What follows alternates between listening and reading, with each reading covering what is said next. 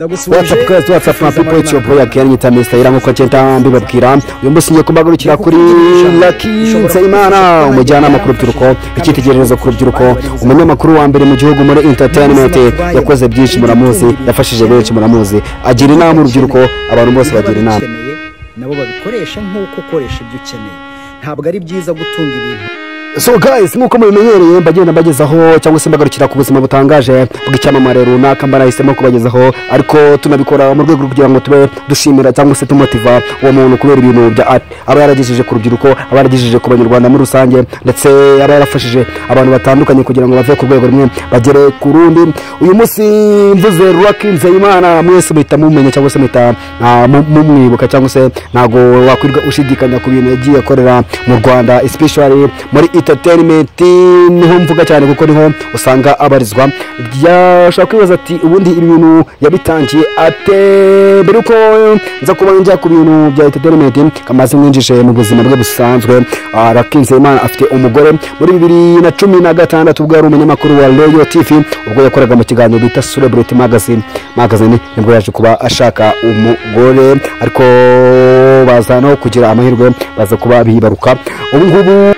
So guys, uyu musore impamvu abantu benshi bamukunda ngo mukubera ko ashobora kukuremamo icyizere, ashobora kugira inama, ashobora kuguhereza ibintu wowe ubwawe utakumvaga yuko ufite muri wowe, cyane cyane nk'abantu bagiye bakorana ibiganiro nawe ngo n'umuntu abantu utanga icyo bita positive vibe cyangwa se arakumotiva gutera akanyabugabo cyane dore ko agira na slogan nyinshi zitandukanye. Biragoye kuba yakora ikiganiro ngo birangire atavuze trust me nyine mu hashtag agenderaho cyangwa se mu bintu agenderaho cyangwa se icyo bita ngo inshallah dore ko ari n'umwisilamu rwose ubyemera kandi ukunda Imana. Bigaragara no buryo abagenda agira inama urubyiruko cyangwa se abantu basanzwe kuko byakugora kuba yarangiza atavuze inshallah cyangwa se twongeyeho trust me nk'imwe muri hashtag uyu mugabo agenderaho mu buzima bwe bwa buri munsi. Reka nse bagarukire ku bitangazamakuru yakozeho ndetse naho akorera ubu ngubu.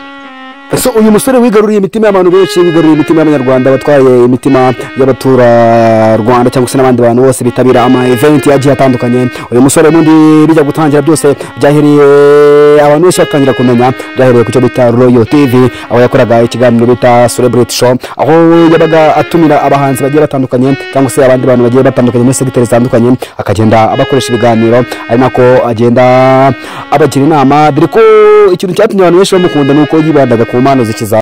Ibi byose rero byagiye bimukururira urukundo mu bantu ariko bigaherekezwa n'ubwitonzi discipline kugira inama uburyo bazagama abantu ibibazo ndetse n'uburyo yakiraga abantu akabagira inama ku buryo bakora amaproje aho babaga bari kumusangiza n'uburyo bagenda barushaho kuyamenyekanisha. Ibyo byose byagiye bimuhereza icyizere mu bantu bituma aza kwisanga ku gitangazamakuru cya mbere mu gihugu ubwo ndavuga ikigo cy'igihugu cy'itangazamakuru RBA ubwo se atangira ikiganiro bakita Vasazi n'ikiganiro akora kwa mu misi igiye itandukanye kwa gatanu kwa gatatu ndetse n'indi misi igiye itandukanye uko yagendaga abikora. So guys, uyu musore akimara kuza ku gitangazamakuru cy'igihugu nibwo abantu no bari batangiye kumenya Lucky Nzeyimana wa nyawe, bari bagiye kubona Lucky Nzeyimana utandukanye no babonaga kuri Royal TV dore ko yise atangira kubona ama event atangiye kuyobora za event zikomeye mu gihugu. Murayizi ese ayobora icyo bita Miss Rwanda aho yari mu MC mukuru aho yagendaga atangaza abakobwa ndetse n'ibindi event zagendaga zikomeye mu gihugu agendaga yatedinga yagiye ayobora ibitaramo kandi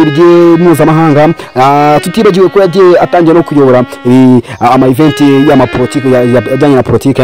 Uribuka mu muhango wo kwita amazina abana b'ingagi dore ko yaje kuba nawo aza kuba awugaragamo umwe mu ba MC bazaga kuba bawuyoboye dore ko ibyo byose abikesha kuba yaragiye ku gitangazamakuru cy'igihugu RBA ndetse na discipline yamurangaga ndetse n'icyizere abantu bagendaga bamugirira. Si ibyo gusa kuko andi ma event agiye akomeye international event agendaga zihuza abahanzi bagiye bari international bazaga mu Rwanda nabo yisangaga ari we uri kugenda aziyobora. Abantu benshi bazi uyu musore remeza yuko ari mu mahosore bagira cyangwa se bari hambo bagira inama banafashanya bagenzi babo ndavuga mu mwuga umwe bari mu mwuga umwe w'itangazamakuru basupportingana. So icyo nagusaba jewe komeza unkurikire nyita Mr. Ira mbagenda mbagezaho ibintu biri trend, mbagenda mbagezaho abantu bari trend bakoze ibintu bya danje muri iki gihugu.